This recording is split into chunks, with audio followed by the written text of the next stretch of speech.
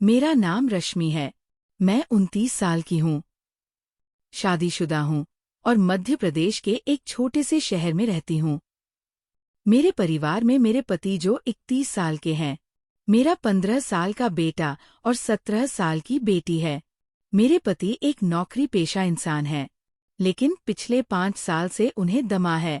इस वजह से जरा सा भी शारीरिक काम करने पर उनकी सांसें उखड़ने लगती है। मैं, जैसा कि लोग कहते हैं, अभी भी काफी आकर्षक दिखती हूँ। मेरे दोस्त और रिश्तेदार अक्सर मेरी तुलना जया प्रदा से करते हैं और मैं इस तारीफ पर थोड़ा खुश भी हूँ। बात उस दिन की है जब मैं अपने मायके अपने चाचा की बेटी की शादी में बच्चों के साथ गई थी। मायका मेरा हमेशा से प्यारा रहा है।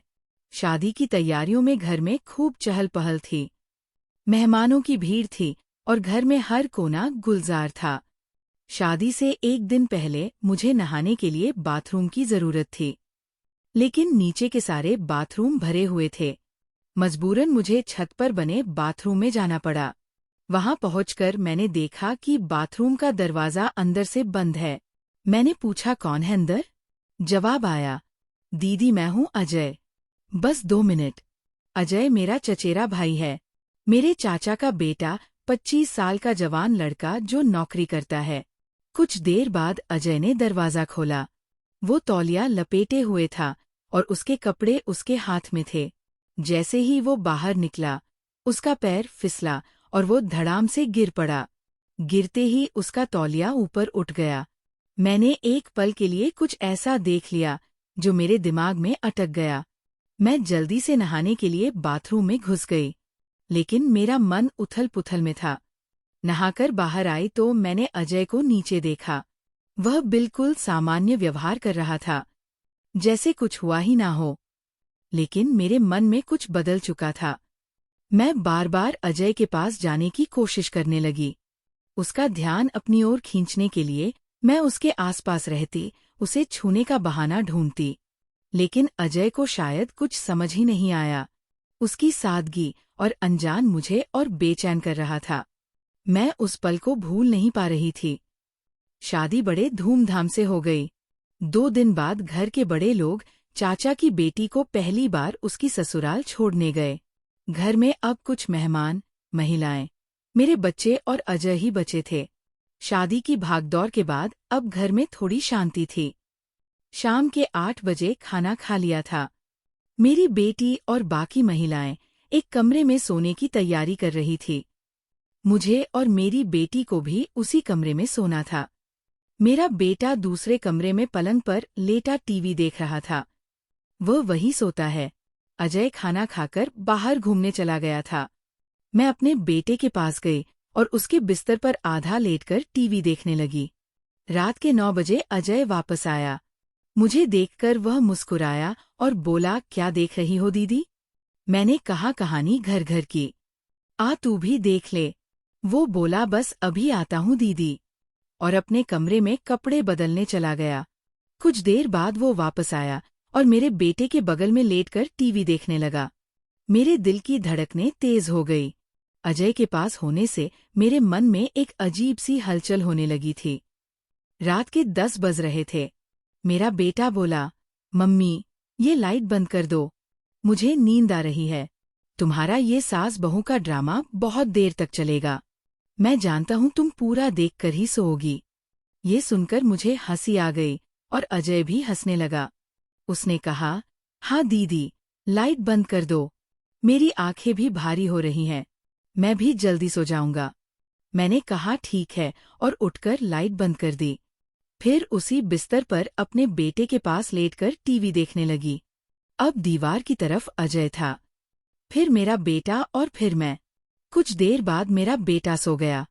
थोड़ी देर बाद अजय की आंखें भी बंद हो गई। मैंने जानबूझकर उसे उसके कमरे में जाने के लिए नहीं जगाया। टीवी की आवाज को मैंने बिल्कुल धीमा कर दिया। कुछ देर और इंतजार करने के बाद मैं चुपके से उठी और बगल वाले कमरे में जाकर देखा। मेरी बेटी और बाकी मेहमान गहरी नींद में थे। मैं वापस आई, नाइट बल्ब जलाया, टीवी बंद किया और अपने बेटे के पास लेट गई। करीब आधे घंटे तक इंतजार करने के बाद मैंने फिर से स्थिति का जायजा लिया। सब गहरी नींद में थे। अजय भी सो रहा था।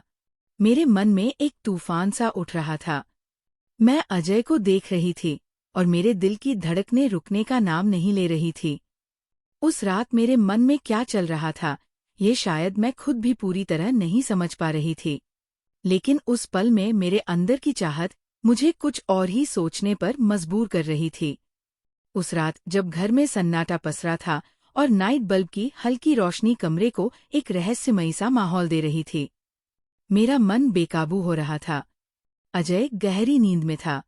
उसकी सांसें एक समान चल रही थी। मेरा बेटा भी पास में सो रहा था और बगल के कमरे में मेरी बेटी और बाकी मेहमान भी नींद के आगोश में थे। मैं बिस्तर पर लेटी थी, लेकिन नींद मेरी आंखों से कोसों दूर थी।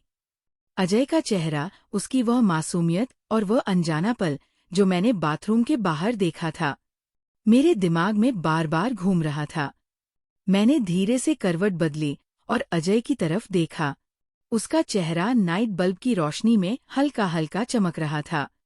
मेरे मन में एक अजीब सी बेचैनी थी। मैं जानती थी कि जो मैं सोच रही हूँ वो गलत है। मैं एक शादीशुदा औरत हूँ, 2 बच्चों की माँ हूँ और अजय मेरा चचेरा भाई है। लेकिन उस पल में मेरे दिल और दिमाग के बीच एक जंग छिड़ी हुई थी। मेरी चाहत मुझे कुछ करने के लिए उकसा रही थी और मेरा विवेक मुझे रोक रहा था। मैंने धीरे से अपनी जगह से उठने की कोशिश की, लेकिन मेरा बेटा हल्का सा हिला। मैं रुक गई। डर के मारे मेरी सांस थमसी गई। कुछ पल रुककर जब मुझे यकीन हो गया कि वह फिर से गहरी नींद में है, मैंने हिम्मत जुटाई और धीरे से बिस्तर से उठी। मेरे कदम कांप रहे थे, लेकिन मैंने खुद को संभाला और अजय के पास गई। वो अभी भी गहरी नींद में था। मैंने एक बार फिर चारों तरफ नजर दौड़ाई, ये सुनिश्चित करने के लिए कि कोई जाग तो नहीं रहा। सब कुछ शांत था। मैं अजय के बगल में बैठ गई। मेरे हाथ कांप रहे थे। मैंने धीरे से उसका कंधा छुआ, जैसे उसे हल्का सा हिलाकर देखना चाहती थी। लेकिन वो नहीं जागा। मेरे मन में एक तूफान सा उठ रहा था। मैंने खुद से कहा, रश्मि तू क्या कर रही है? ये गलत है।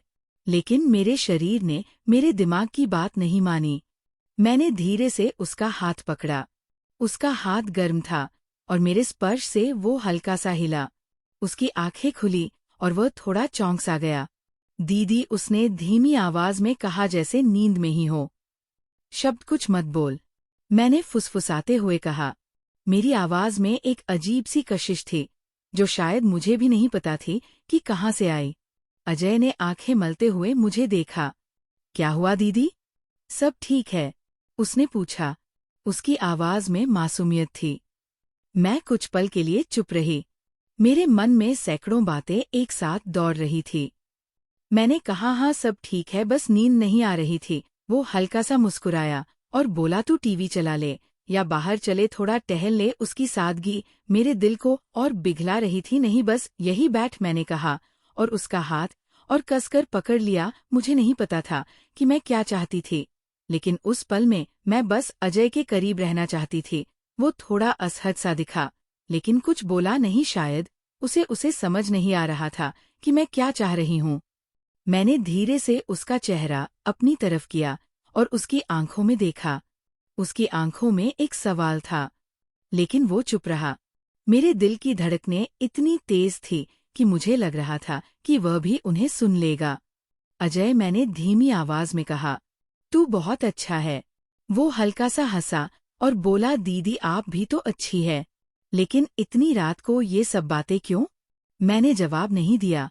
मेरे पास कोई जवाब था भी नहीं। मैंने बस उसका हाथ और कसकर पकड़ा और धीरे से उसके करीब सरक गई।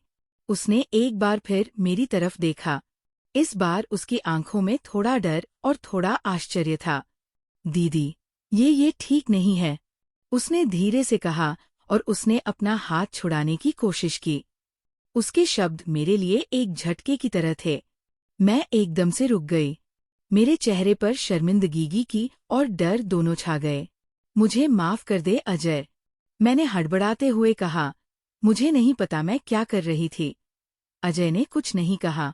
वो बस चुपचाप उठा और अपने कमरे की तरफ चला गया। मैं वहीं बिस्तर पर बैठी रही। मेरे आंसू रुकने का नाम नहीं ले रहे थे। मैंने खुद को कोसना शुरू कर दिया। रश्मि, तूने ये क्या कर दिया? तूने सब कुछ दांव पर लगा दिया। उस रात मैं सो नहीं पाई। सुबह होने तक मैं अपने विचारों में उलझ ही रही। अजय ने अगले दिन मुझसे सामान्य बात की जैसे कुछ हुआ ही ना हो। लेकिन मेरे मन में एक भारीपन था। मैं जानती थी कि मैंने एक गलती कर दी थी और अब मुझे उसका बोझ हमेशा ढोना पड़ेगा। दोस्तों, कैसी लगी आज की कहानी? कमेंट करके अपनी राय जरूर लिखें। नमस्कार और हमारा चैनल को सब्सक्राइब करें। धन्यवाद दोस्तों।